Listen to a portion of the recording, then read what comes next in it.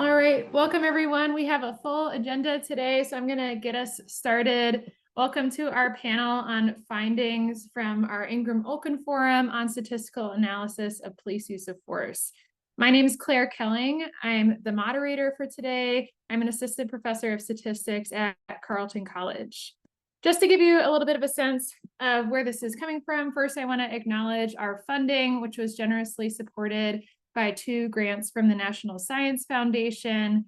And this work today that's going to be presented is from an Ingram-Olkin Forum in November of 2023, which was an in-person gathering that hoped to shed light on unique approaches and perspectives in analyzing police use of force data, which comes with all sorts of different complications that you'll hear about today. We hoped to shed light and to also suggest steps that both statisticians and researchers in other fields should consider when analyzing this kind of data. We also hope to develop collaborations. It's been a true joy to collaborate with lots of other folks in this room, but also others in our individual working groups. Each member of our panel for today is a representative from a working group that was formed during this in-person Ingram-Olkin Forum. So after the forum, we've been having these ongoing research groups. We wrote articles for an issue of Chance magazine, which I've shown in the lower right. So I'd encourage you to check out the full articles after the presentations today. So the order of today's talks is shown on the slide. I'm going to give very, very brief introductions to these presenters so they can spend the majority of their time talking about the work that they did in these working groups. They'll spend about 10 minutes on their talks, and we'll save most of the Q&A for the end of the whole session, so after all 4 presenters. So what that means is I'd encourage you to put all of your questions and thoughts in the Q&A so that we can go around after all of the presenters are done at the conclusion of our talks. Oops. So with that, I'd like to invite Elizabeth to get us started with our first talk on spatial analysis. Yeah, thank you, Elizabeth. So this is from the Spatial Analysis Working Group, or Spatial Data. And our paper was titled Issues in Spatial Analysis of Police Use of Force Data.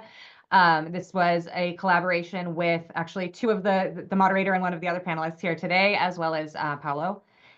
So just an outline of the things that we kind of covered and the way that we broke it down. We looked at geographic boundaries in policing data and also discussed the modifiable aerial unit problem. I promise those words will make sense in a second if you haven't seen that before. The socioeconomic community characteristics and the considerations for police use of force and policing data in general.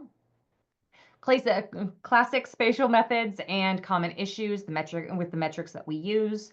Spatial data anonymization and privatization, and proprietary spatial policing software. Those 2 things kind of go together, as well as the available spatial data that's out there for use of force. And then I'm going to close with a discussion on just general tips and like next steps and considerations for different audiences. So geographic boundaries in policing data, as the spatial data has become more increasingly available to researchers and to the public, has raised a lot of methodological questions. We know that policing is a social phenomenon. So there's heterogeneous dispersion across the social world.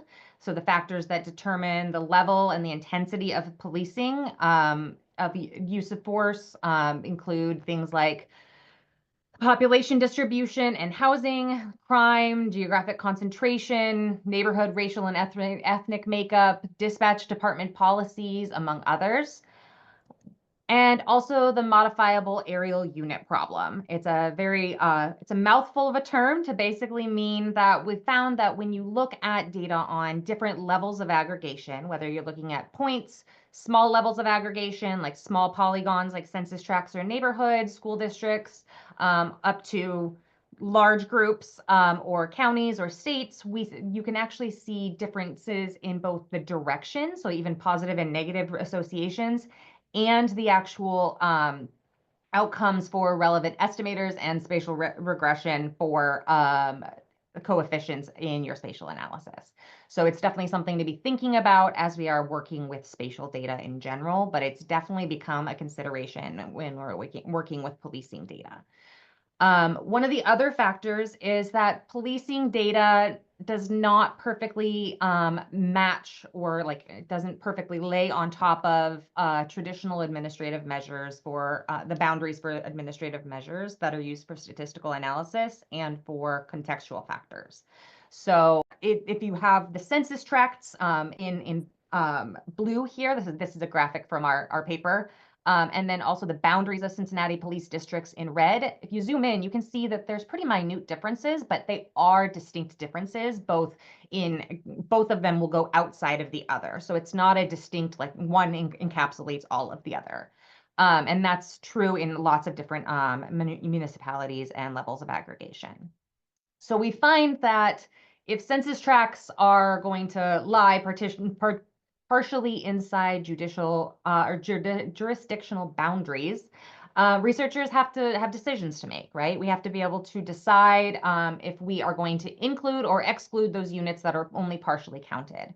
So we could include it, but that would mean a partial undercount of the policing practices in that tract, meaning that we're not catching the stuff that is not included in the tract or in the jurisdiction. And then if we exclude it, that means that we're completely losing all of the information from that tract in our data. So we're losing some valuable information. We do know that imputation can be an alternative solution, but it's not always possible with the data that we work with. And when we think about the units of analysis, we also ultimately have to think about if this data is presented in point level or aggregated, like in an aggregated measure. So this point level is going to store it as a single point of data for the incident, whereas aggregation has summarized data to the beat level, the precinct level, or a jurisdiction level. And they both have their own advantages and disadvantages. Point level is going to give you accuracy and precision. It can be aggregated to any level, but it's susceptible to variations in projection or software. And there's also issues with civilian privacy risks, which I'll talk about in just a second. And then aggregation is very useful to be able to describe it, to do policy making and summarize what you're seeing. It also maintains privacy for people who are involved in the incidents, but it may obscure the data generation process. It might hide important data features. There might be something else going on underneath there in that level of aggregation that we aren't seeing there. Furthermore, the further you aggregate up, the more likelihood of boundary mismatches. Socioeconomic characteristics are important when we're looking at anything that's a social process, but obviously policing and crime is always going to be a consideration here. So some research has found that use of force was demonstrated to be more common near public housing units, in majority Black and Latinx neighborhoods, in neighborhoods where police deploy more discretionary stops or where they perceive more extreme crime rates than the data might support. We also see that residential racial segregation and income inequality of a larger geography was significantly associated with the racial disparity of police use of force incidents resulting in death and police decisions to conduct traffic stops and subsequent searches in those lower geographies. The other things that we have done some research on are officer characteristics. So how long they've been in the force, what their level of education is, what their training, what their level of seniority is, their age, their racial bias. Those are also heterogeneously distributed across police departments and service districts. So this means that decisions for officer assignments have been linked to reductions in crime rates, police use of force, and racial bias in policing. And then also the rural and urban jurisdiction, like the rural-urban divide, when we're looking at different jurisdictions, rural jurisdictions are very different from urban jurisdictions. And one of those things is resources that are available, but also population density, the types of people that live there.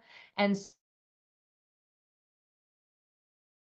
so rural areas may have fewer offenses, fewer police public contact incidents, resulting in more sparse data, making it difficult or impossible to analyze. And those disparities in funding in more underfunded areas, particularly rural areas, can lead to inadequate training and technology to be able to adequately do that statistical analysis, even if they did want to do so. So when we look at classic methods and common issues, our spatial research is typically geared towards trying to understand two types of patterns. We're trying to understand the spatial dependence of adjacent observations. So for example, if adjacent neighborhoods in the same jurisdiction are likely to encounter similar numbers of patrol officers, we want to be able to account for that clustering, because if we don't, our results are going to be highly incorrect or highly likely to be incorrect. We also want to look at spatial heterogeneity. So spatial heterogeneity in the relationships that we're modeling, we are going to have a variable of interest, and then we're going to have that spatial context. So the variation in those relationships across space is one of those things that we're going to be most interested in a lot of the time. A lot of times we're going to make decisions about denominators of interest, so the population that is at risk. So which is more important, the number of residents in an area or the number of people that commute there multiple days per week? Or should researchers be focused on incidents stemming from a vehicle stops, being more concerned about the number of vehicles registered to addresses there, or the number of cars passing in and out of that precinct on an hourly basis? We also look at the units of analysis and the methods of entry, whether they are those aggregates, those aerial units like census tracts, block groups, precincts, or counties, or if they are points. So, and the way that those are being added. So those points can be coordinates, they can also be addresses. And depending on the level of analysis and the level of training of the people that are adding in the data, there is some potential for bias or inaccuracies in both of those types. And different agencies are going to collect, store, and release data in different ways, in different formats, and different levels of aggregation. And so it's very unstandardized at this point. We also have to think about data privatization. So many types of spatial crime and policing data require somebody to be anonymized or have the data redacted to protect the privacy or safety of the reporting parties and victims. So we have to do some form of sophisticated data anonymization techniques. And one of those ways to do that, to kind of obscure that location data without compromising the statistical conclusions, is location offsetting. So we think about this as basically setting a radius away from the true point and setting a new point, a new anonymized point, some distance away from that spot to protect the privacy of the people that were living there or residing there, or the person that reported it, without having the, hopefully without compromising the statistical conclusions here. We discussed proprietary spatial policing softwares, where proprietary software can be very expensive, and it's also very difficult for researchers and community stakeholders to access and to be able to provide some external oversight that could benefit all parties. So we have a vested interest in analyzing whether these softwares are effectively guarding against bias. And so one of the things that our group put together was identifying a couple of open source software options like the spatial stats packages in R that could be a potential future route that would be accessible and more standardized for people to be able to use. For the sake of brevity, I am going to click through these a little bit, but I do want to actually call out a couple of things on our available data on use of force. The Police Data Initiative was a really interesting initiative that they did, where they gathered data from 150 different agencies, but only 19 of them had spatial data, and there was significant gaps in the spatial information that they provided. And ICPSR is one of our hallmarks of the best data for political and social research, but they have very few modern use of force data sets, and none of them have spatial referencing fields. And finally, the FBI has a use of force data collection initiative that they've been collecting since 2019. We did a deep dive into the data and the data structure. They collect it on an incident level basis with a wide range of variables, but they only publish the high level descriptive data on like a state level. Nothing further could actually be explored there. So it makes it difficult or impossible for the public to access. So next steps for the local level, we're really stressing being able to expand training for agency data specialists and using traditional spatial tools for like ArcGIS and R's spatial statistics programs, and the ways to be able to enter that spatial data to be a little bit more standardized.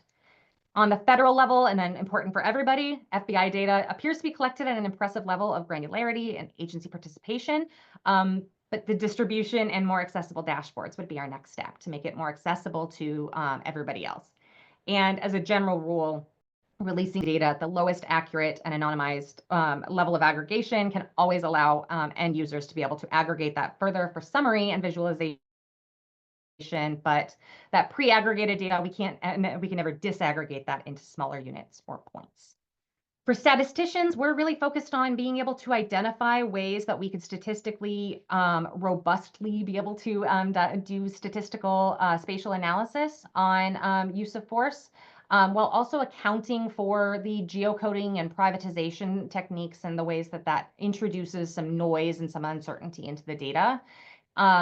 The standardization talk will do a lot of the heavy lifting as far as understanding like the importance of this, but standardizing how we manage and discuss the data that we have using similar terms, similar data formats. And our end goal here is that our statisticians and police should be working together for to have methods that are fair and protect privacy while ensuring accessibility for scrutiny and improvement. Thank you. All right, thank you, Elizabeth. Just as a reminder, folks can put their questions in the Q&A. So if you have a burning question for Elizabeth, please do feel free to put that in that space, and then we'll wrap around at the end for all questions. So with that, we're going to move to Greg, who's going to introduce us to causal inference in this space of police use of force. Good afternoon, everyone. It's great to be here today. My portion of today's discussion focuses on causal inference, summarizing key points from our recent article published in Chance magazine and outlining promising future directions for research in this area. Let's begin with an illustrative example to ground the discussion. In 2019, a report from the Portland Police Bureau revealed striking disparities in the use of force by police. Among individuals who were arrested, force was used in 45 out of every 1,000 cases involving Black civilians, compared to 31 out of every 1,000 cases involving white civilians. The disparities became even more stark when we zoom out. Although Black residents make up only 8% of Portland's population, they accounted for 29% of all recorded use of force incidents. Now, these numbers clearly reflect a disparity, but they don't tell us why that disparity exists. And that's the key challenge.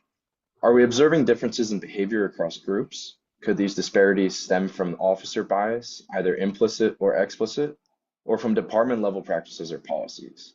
Or are they due to differences in situational context, like time of day, location, or type of incident?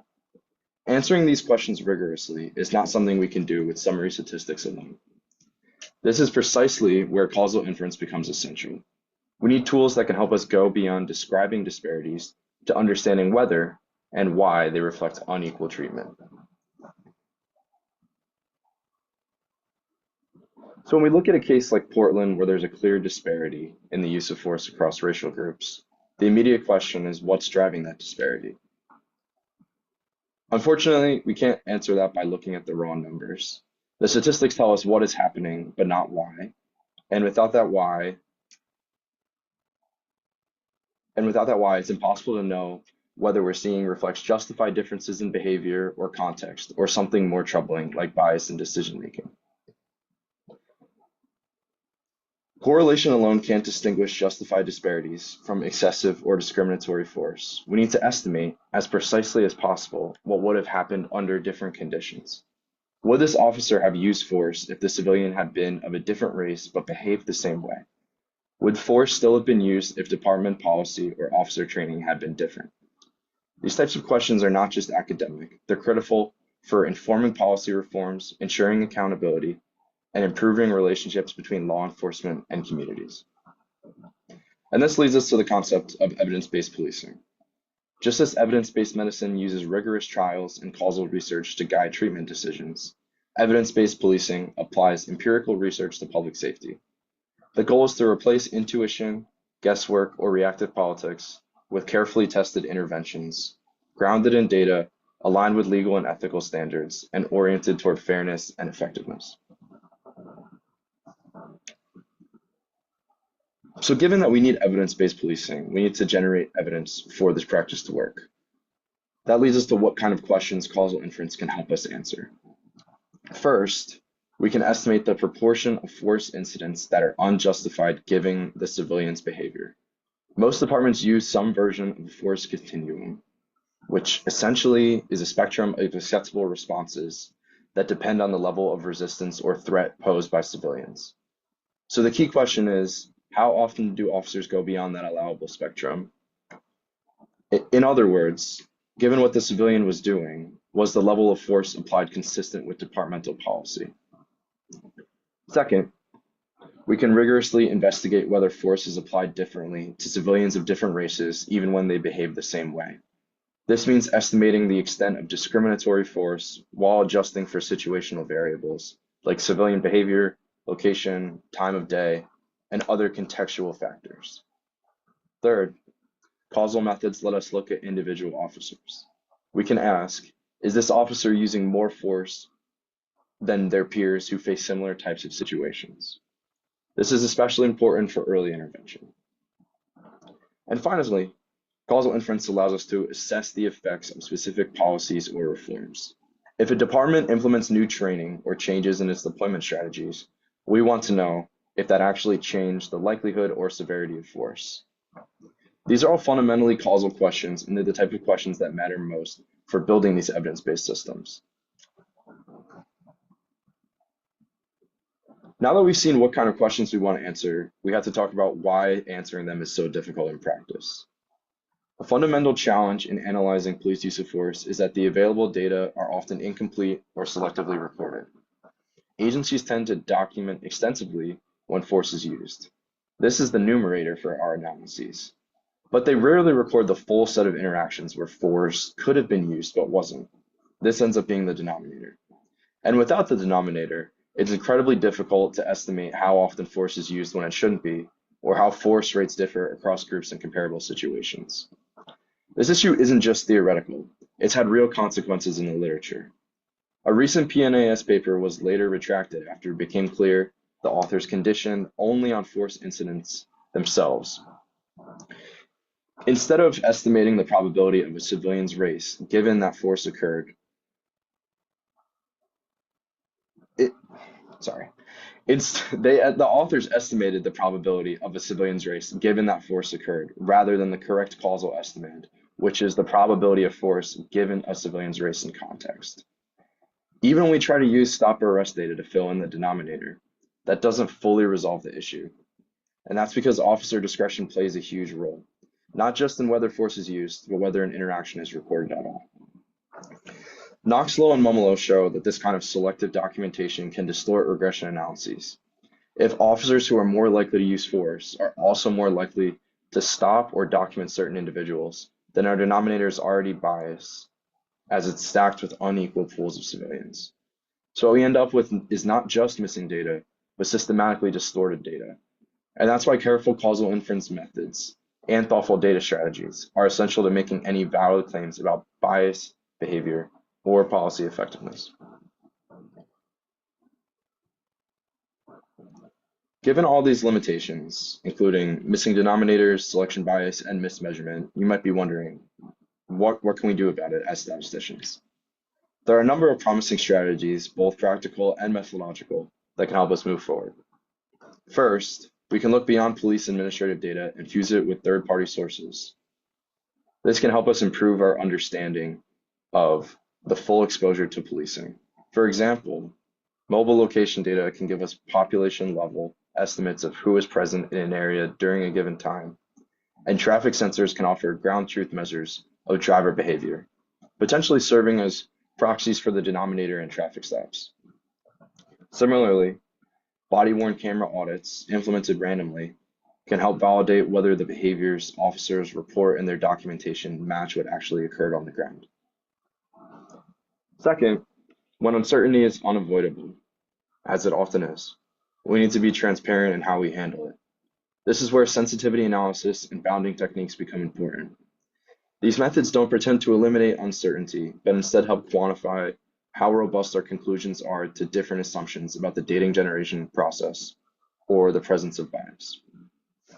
And finally, from a methodological standpoint, there's still much work to be done. We need better tools for handling non-random missingness in administrative data sets and for correcting biased regression estimators. We should also note that randomized controlled trials, while considered the gold standard for causal inference, are particularly challenging in the context of policing. Interventions can't be fully isolated, leading to spillover effects between treatment and control units, and there's ethical risks to both officers and civilians that must be weighed carefully.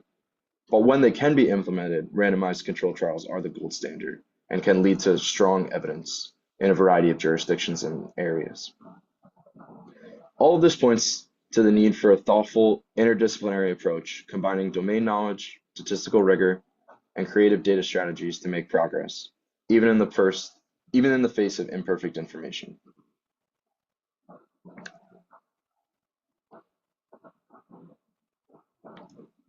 Looking ahead, our ongoing and future work is focused on strengthening the foundation needed to answer those policy-relevant questions with confidence.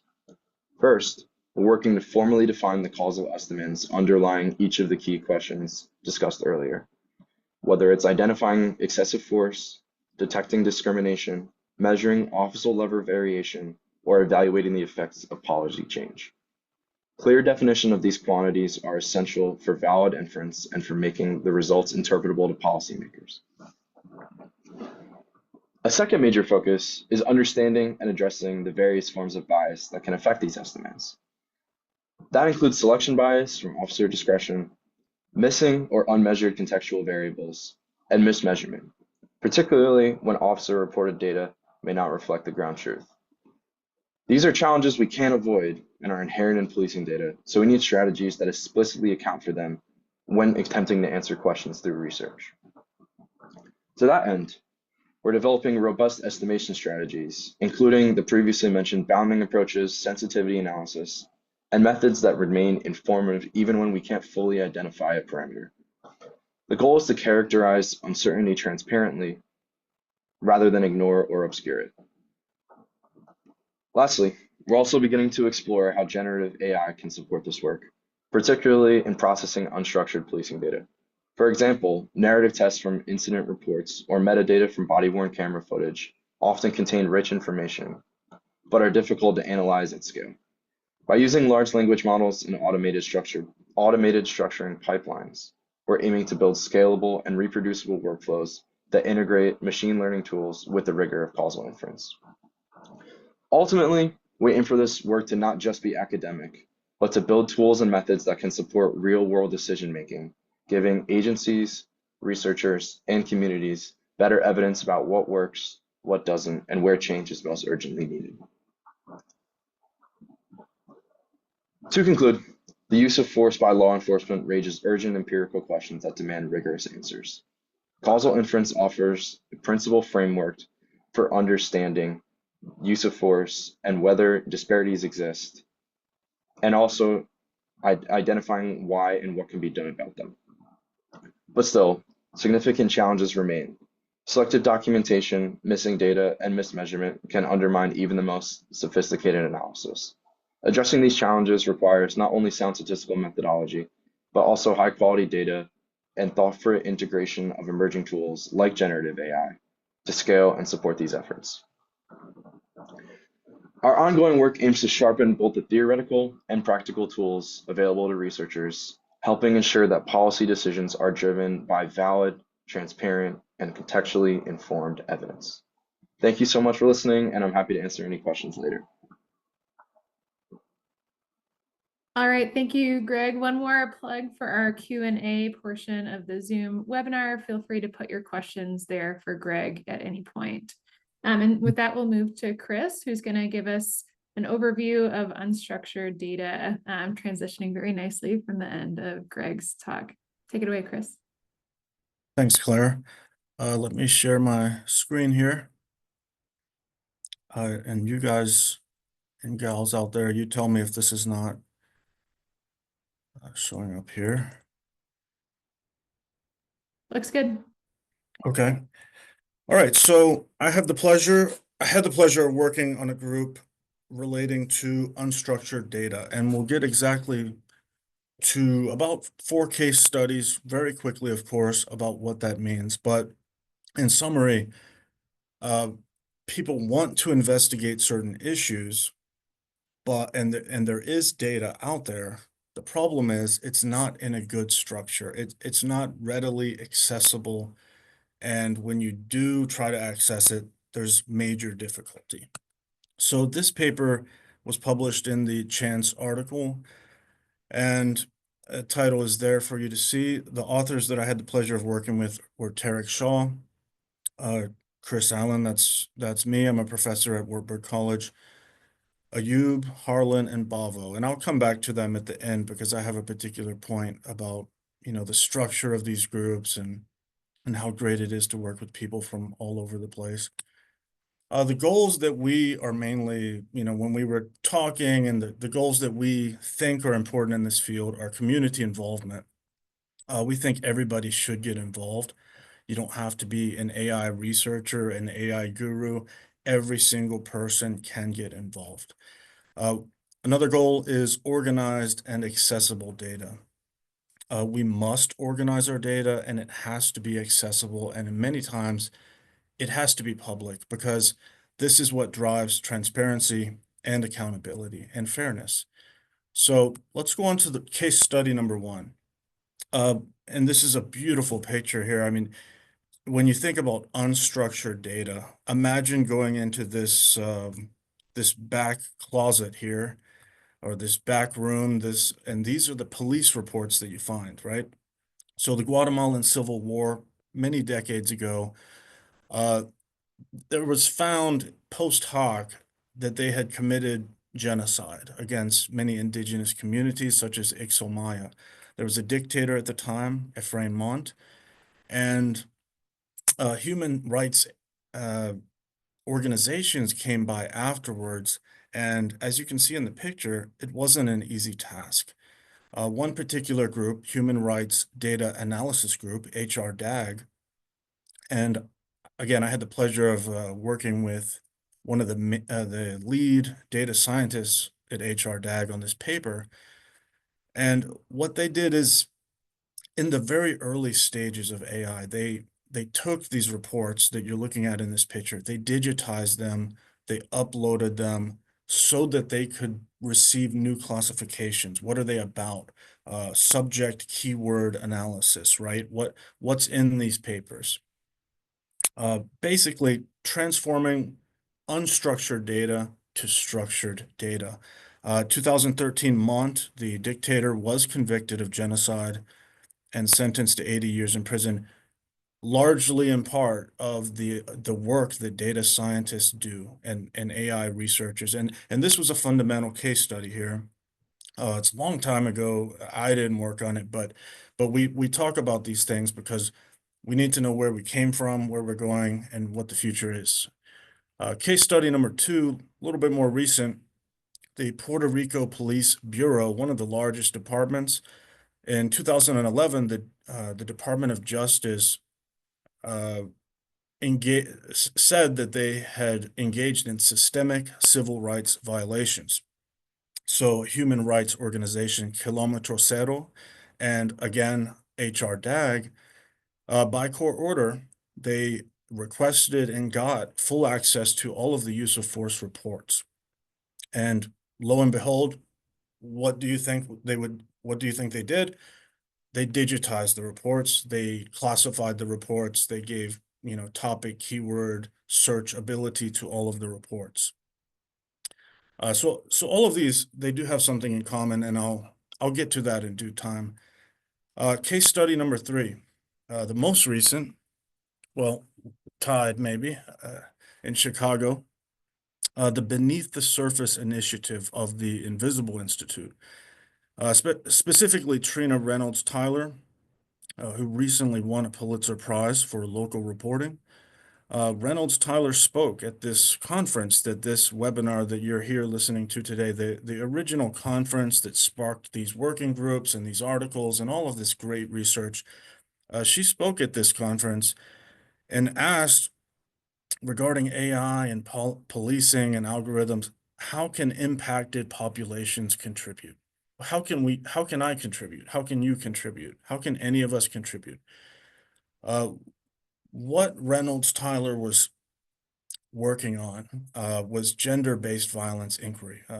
Was there gender-based violence? And the problem that she ran into was that the police reports, let's say there's an incident and that a woman was, let's say, groped before or during the incident, but there's other things that are going on as well, right? There may be other classifications, categorizations like drug-related or petty theft or domestic abuse, anything, right?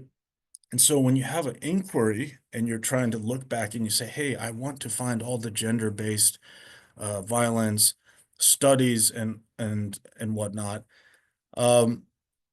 you type this in, it doesn't show up because it's not categorized that way. The police officer that residing at the time may have categorized it as drug-related, end of story, or maybe there's a second classification.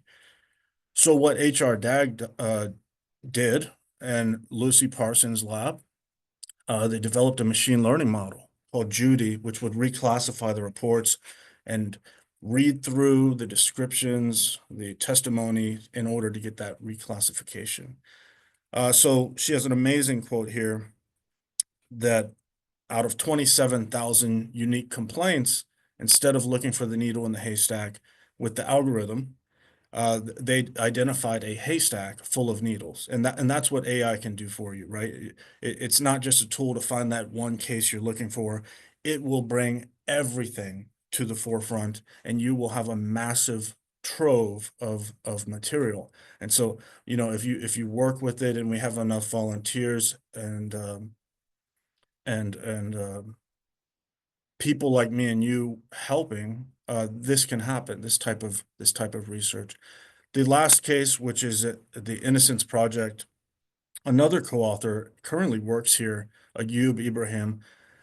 They've been developing, using large language models and AI, numerous metrics and indices. So, for example, a police officer that has engaged in malpractice many times may have a certain higher metric associated. And so they look at cases and they say, well, these cases, based on all of these various metrics, a particular case may have a high wrongful conviction index. And so instead of just trying to guess your way through and say, hey, which cases are out there where a person may have been wrongly accused, with AI, what you do is you develop these metrics, all the mathematical metrics and large language model going behind the scenes, and you say, give me the top 20 wrongful, or say cases that have the highest wrongful conviction index. And so that's what people are working on when we talk about these cases. We're talking about digitization, categorization. Here's a summary slide here. So digitization, categorization, and creating public databases that really foster accountability and transparency.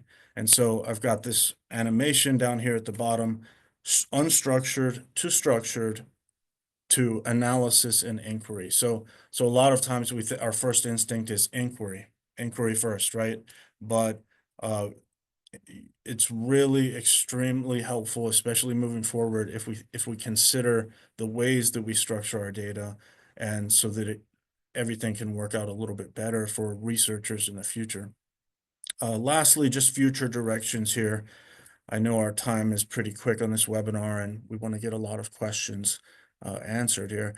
I want to emphasize just recruitment. We had, say, graduate students in political science. We had a guy in ex-military. We got me, a math professor. I don't know much about AI, but you know what? We all contributed, and so I just ask, my little plea here in my talk is recruitment, recruitment, recruitment. Okay. Next time you see an event like this, NISS, Ingram Olkin Forum, attend, email, go to the webinar, reach out. We're all human. We want to talk. So I hope to see you. Maternal mortality, opioid crisis, all of these things. Okay. And apologize for going a little bit quick there, but I want to make sure we get to all of our awesome things. So I'll pass it back to Claire here. Perfect. Thanks, Chris. And we'll move to our last talk by Jennifer, who's going to tell us about the work on standardization of use of force data. Awesome. So good afternoon, everybody. Can you see my screen correctly? Yes, we can. Okay, awesome. So good afternoon. I'm Jennifer Bourgeois from Texas Southern University. And the goal of this presentation is to discuss the importance of developing standard protocols and data collection methods for police use of force incidents. And the reason why this is critical because it impacts not only public trust, but also officer accountability and our understanding of policing practices. So this presentation on towards standardization of police use of force of data, it'll provide an overview of our research approach, our key findings, and some recommendations for moving forward towards a more consistent and transparent data on this important topic. So what you see here is pretty common when it comes to defining use of force. It utilizes a continuum use of force method. So use of force refers to the amount of effort required by law enforcement to compel compliance from an unwilling subject or an individual. It encompasses a range of actions that go from simple verbal commands to lethal force.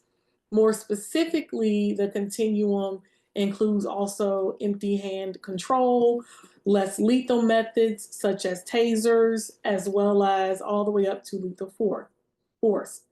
Now the problem comes about because different jurisdictions define and categorize use of force differently, which leads to inconsistencies in data collection and reporting. These variations make it very difficult to compare incidents across various departments or regions, which leads to hindering comprehensive analysis as well as policy development. Now, what you see on the screen now is this diagram, and it's the one that we also included in our paper. It presents an expanded and layered version of the traditional use of force continuum, and it's adapted from training materials developed by the Federal Law Enforcement Training Center, also referred to as FLETC. So this continuum is visualized as more of a pyramid-like structure, and it progresses from the base, which is least amount of force, to the apex, which is lethal force, and it categorizes responses based on perceived threat level and the corresponding reasonable response by law enforcement officers. And we wanted to utilize this one because it has a dual axis approach. Most diagrams only show a linear progression from verbal commands to deadly force. This one integrates both the police officer's perception and the individual's behavior, making it more bidirectional and relational.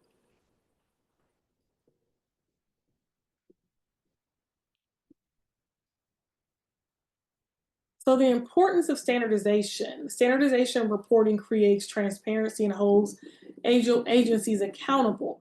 So with that being said, consistent data allows for statistical comparisons across jurisdictions if they are standardized, which also facilitates it helps facilitates with analysis as well as data-driven decision-making.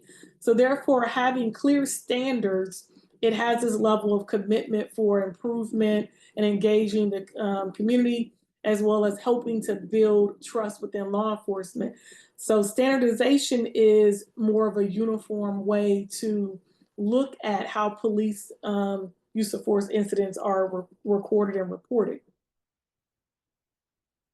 As mentioned in our article, current data collection methods, it's broken down into a couple of different ways. There are incident-based reports that provide detailed documentation of individual use of force incidents that capture specific circumstances, officer and individual information, and the type and level of use of force used.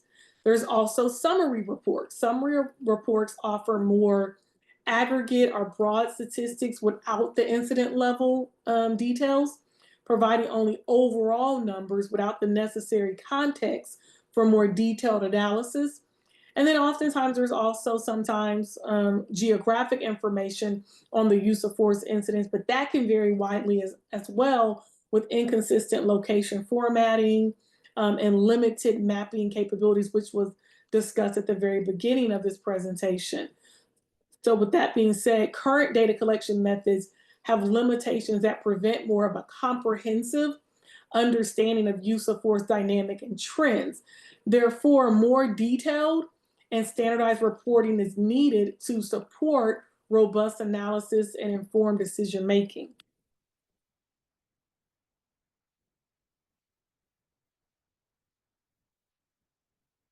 This just gives another visualization of information collected in reports broken down by standard measures, demographic data, as well as contextual factors.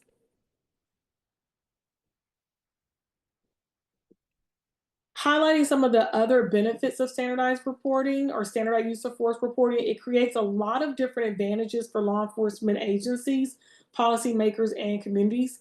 When data is collected consistently, it allows for a better opportunity for different type of trend analysis across various jurisdictions, as well as it allows for more detailed information about the specific type of use of force incidents. So if, as we mentioned in our paper, we focus on a couple of different locations.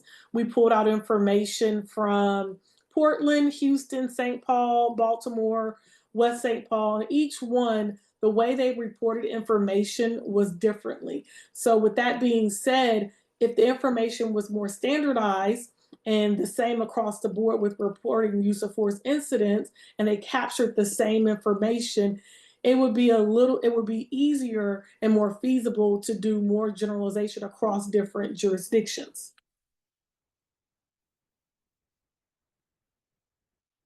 Another thing that we focused on in our article was the International Association Chief of Police, or IACP. They developed a comprehensive guideline for use of force reporting that it recommends that departments should adopt. It also talks about how implementing these established reporting frameworks will help ensure consistent and detailed information is appropriately captured, as well as training all personnel on standards is critical to ensure everyone understands the expectations and requirements. Furthermore, regular audits of reporting practices are needed to verify compliance and identify areas for improvement. So these were just guidelines and steps that we recommended that can kind of get us to a framework of a more standardized protocol or standardization of police use of force. Moving forward, in our paper that we talked about in order to achieve standardization in police use of force, it requires a coordinated effort from multiple individuals, multiple stakeholders. Law enforcement agencies must commit to implementing comprehensive reporting systems, while policymakers need to establish clear requirements and provide necessary resources for implementation. Furthermore, researchers play a crucial role in developing and validating standardized measures, ensuring they capture relevant information effectively and efficiently. Community involvement is necessary, as well as in the development and oversight of these standards, helps to ensure that they address public concerns and contribute to rebuilding trust between police and the communities that are being served. Also, at the very end, we also have on our article, here's a QR code if you want to scan the code to see the entire article, to go a little bit more in detail, especially about the case studies that we mentioned, which were Houston, St. Paul, Baltimore, and a couple of other cities. And you'll see in more detail how we kind of parse out how they defined use of force, when to report use of force, and to give you more of a comprehensive review of how we dove into this topic. So thank you so much. All right, thank you, Jennifer, and thank you to all of our speakers. I want to, bring back all of our speakers for some Q&A from the audience. So if you do have questions, I'd encourage you to put it in our question and answer portion of the Zoom webinar. The first question I see there, I think, is for Elizabeth, talking about detection and measurement of bias, asking about if we've seen the FAIR-LEARN algorithm. Yeah, I'll also open it up to my fellow panelists here. I've seen FAIR-LEARN used in other applications, but I have not seen it used on spatial methods. So I think that could be a really good source, a really good route for people to use. So yeah, absolutely. I don't know if you're familiar with that or not. I'm not familiar with it. Yeah. No, I mean, it looks intriguing. I'm not sure. Yeah, I think for us, there's a very specific statistical definition of spatial bias that I'm curious about. But anyways, yeah, I haven't seen this FAIR-LEARN algorithm, but definitely want to check it out. Okay, let's go to Madeline's question. Going forward, is funding going to become more difficult to attain? And I'm curious if that means, I think that was asked during Jennifer's talk, but I'm wondering if this is a more general question or if this is for a specific speaker. Madeline, maybe you can put in the, okay, yeah, as a general question. So do any of our panelists want to take on this question about funding becoming more difficult to attain? I think we will definitely see shifts in funding will fluctuate all the time, but it all depends on how you phrase your research question and how you could talk about why we should care about it. That's always what I'm always trying to craft in my mind about what we should think, how we should think about funding sources. Who cares? Why should we care? Why should they care? And how can we work together to get the funding for it? Other panelists, you want to share any thoughts on funding? I'll jump in. I mean, I've been thinking about this a lot. I think a lot of people are, especially in the college campuses and stuff like that, with grants being cut left and right. I remain hopeful. I think it's important to remain somewhat hopeful, or at least try the best you can. A lot of the things that we do in the police use of force, in terms of, using open source software instead of proprietary software, and just being more transparent. I think a lot of police forces are on board with that as well. And so, or at least that would be the end game. And so I think I would like to remain hopeful that funding can still happen.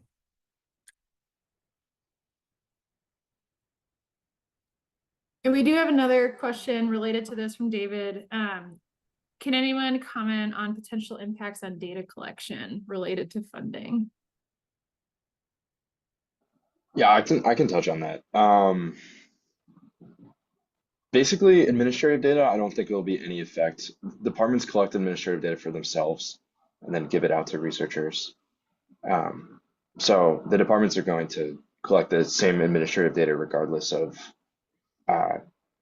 administration or federal government policies or things like that. There may be cuts to federally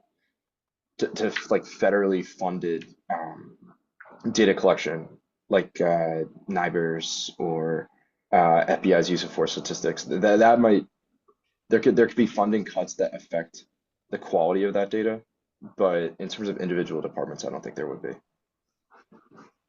One thing I was thinking about with that is I'm a social scientist by training, and so looking at the 2020 census and the changes that occurred there and the gaps and changes in policy, I'm very concerned about the changes in, or like the impacts that that's going to have on this for years, decades maybe, as far as our understanding of these contextual factors that are all linked to social research.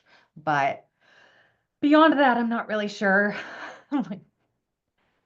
So maybe I'll just chime in here for a second. I do think one thing that I've seen, and I just did a quick Google, and I'm not sure this is the most, I haven't read this article, but I think it does give a sense of this cut. One of the databases that Elizabeth mentioned on the National Law Enforcement Accountability Database, that's actually been shut down. So I haven't read all the details about that happening, but I do think that, as Greg stated, we might see some federal data collection initiatives either be more limited, or like this, something that was really just starting and growing in terms of what it was actually able to collect, be shut down. So I'll be curious to see how that things like that progress over the next couple of years.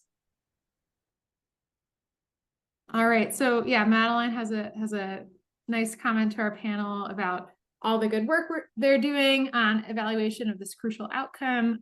So thanks for that comment, Madeline. If, as people are thinking about any last comment or question, this work, yeah, has been typed up in really quite a bit more detail in the Chance article. So I'd encourage you to go read those articles, but also become involved in our community. So the Law and Justice Statistics Committee of the American Statistical Association, which is sort of separate to this group, but related, they have developed a listserv where they're going to disseminate information on law and justice statistics. So if you're interested, you can contact me. I'll put my email in the chat, and we can get you on that email listserv to stay in the know of more events like this that are relevant to law and justice statistics.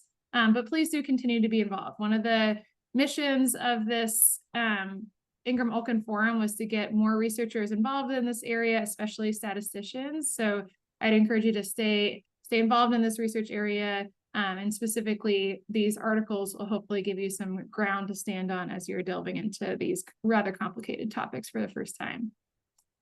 And I'm not seeing any other questions, so I think with that, I'll conclude our forum or our webinar for today. Thank you again to our speakers and to NISS for helping us administer this webinar. And I hope you all have a great rest of your afternoon. Thanks all. Take care.